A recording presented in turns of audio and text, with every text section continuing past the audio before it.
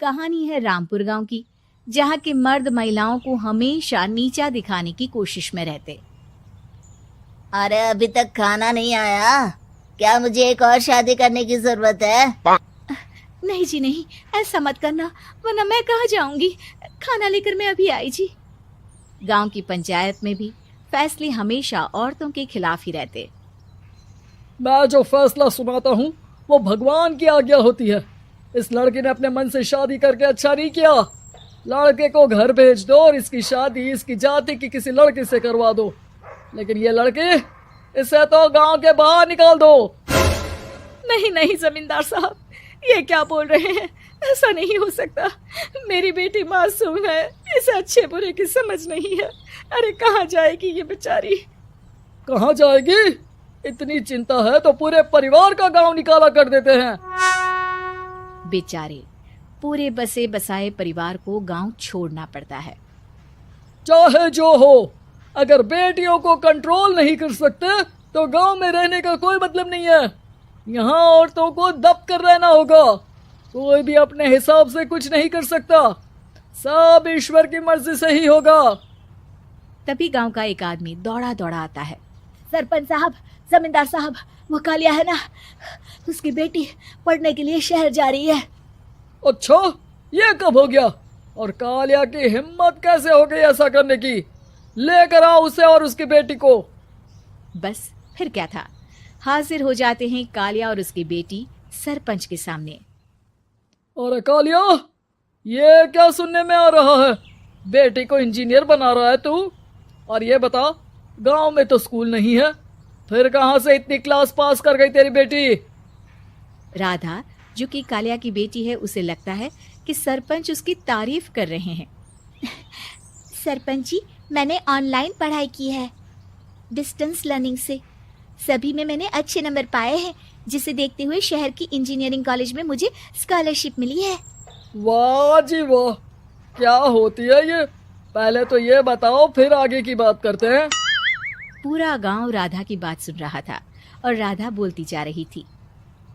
तो ऐसे मैं फ्री में एक अच्छी शिक्षा लेकर गांव में जो कुछ परेशानियां हैं, जैसे बिजली, पानी और इंटरनेट जैसी समस्याओं के लिए काम करूंगी। मैं गांव को शहर से जोड़ने के लिए पुल का निर्माण करवाने का प्रस्ताव रखूंगी। मुझे पूरी उम्मीद है कि जल्द ही हमारा गांव भी तरक्की की राह पर चल पड़ेगा। राधा की बात सुनकर सारे गांव वाले ताली बजाने लगते हैं। सरपंच को समझ नहीं आता कि वो क्या करे। चुप रह नादान लड़की, गांव के खिलाफ जाने के लिए तुझे गांव से बेदखल कर दिया जाएगा, वो भी पूरे परिवार के साथ। और हाँ, अगर ठीक से गांव में रहना चाहती है तो ये पढ़ाई लिखाई छोड़ दे। हम तेरे लिए गांव का कोई होनहार लड़का देखेंगे। तभी गांव का एक आदमी बोल पड़ता है। अरे नहीं नहीं सरपंच जी, राधा बिटिया जो बता रही है, अगर वैसा हो जाए तो हम लोगों को पैसा कमाने के लिए बाहर नहीं जाना पड़ेगा। हाँ जी, और ना ही कोसों दूर पानी के लिए भटकना पड़ेगा। हमारे बच्चे भी अच्छी पढ़ाई कर सकेंगे और आगे बढ़ेंगे, ना कि हमारी तरह खेती करते बैठेंगे। क्यों गांव वालों, राधा बिटिया का साथ देना चाहिए ना। सरपंच देखता है कि गांव राधा के साथ है तो वो चुप हो जाता है। वो घर आकर अपने सलाहकार से बात करता है, जो बहुत ही चालाक किस्म का इंसान होता है। अरे सरपंच साहब, आपको बहुत ही होशियारी से काम लेना पड़ेगा। एक बार गांव तरक्की कर गया, यहाँ के बालक पढ़ लिए तो कोई ना पूछेगा आपको। और फिर ये जो बेटा और बेटी है ना आपके, इनको भी आम लोगों की तरह ही जीवन जीना होगा। हाँ, लेकिन करे तो क्या करे?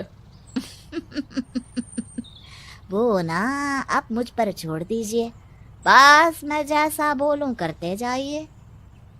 अगले रोज सुबह जब गांव वाले सोकर उठते हैं तो राधा के घर के बाहर और साथ ही वो लोग जिन्होंने राधा का सपोर्ट किया था, उनके घर के आगे लाल रंग से कल आऊंगी लिखा होता है। कल आऊंगी, ये क्या होता है? अरे यह तो खून से लिखा है, लगता है कोई भूत प्रेत या चुड़ैल का साया है। चलो सरपंच जी के पास चलते हैं। सभी सरपंच के पास जाकर उसे सारी बात बताते हैं। और ये तो बड़ी मुश्किल की बात है। चलो, मैं एक बाबा को जानता हूँ, उन्हें बुला लेता हूँ। सरपंच बाबा को लेकर गांव के घर के बाहर जाता है। ओहो, तो ये वो चुड़ैल है जो उन लोगों को निशाना बनाते हैं जो गांव को बदलने का सपना देखते हैं। वो गांव को ऐसे ही संपन्न देखना चाहती है। वो नहीं चाहती कि कोई बाहरी यहाँ का कायाकल्प करे। क्या तुम लोगों में से किसी ने गांव को बदलने की सोच रखी है? तभी राधा की माँ रोते रोते आती है। मेरी राधा घर से गायब हो गई है। अरे कोई तो बचाओ, मेरी बच्ची कहाँ गई?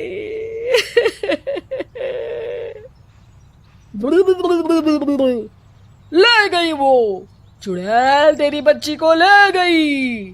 अब वो उसे श्रापित करके छोड़ेगी। उस पर चुड़ैल का साया हो जाएगा।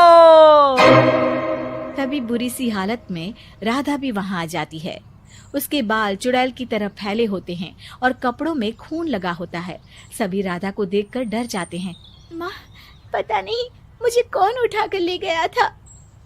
अरे दूर दूर हो जा चुड़ैल, अब हम लोग इस गांव में नहीं रुकेंगे। अरे कैसी बातें कर रहे हैं आप? कल तो आप मेरे भरोसे गांव का हुलिया बदलने, अपने बच्चों को पढ़ाने और तरक्की उन्नति की बात कर रहे थे, तो आज क्या हो गया आपको? ये फिर तुम लोगों को बहकाएगी। ये चुड़ैल गांव में आ चुकी है।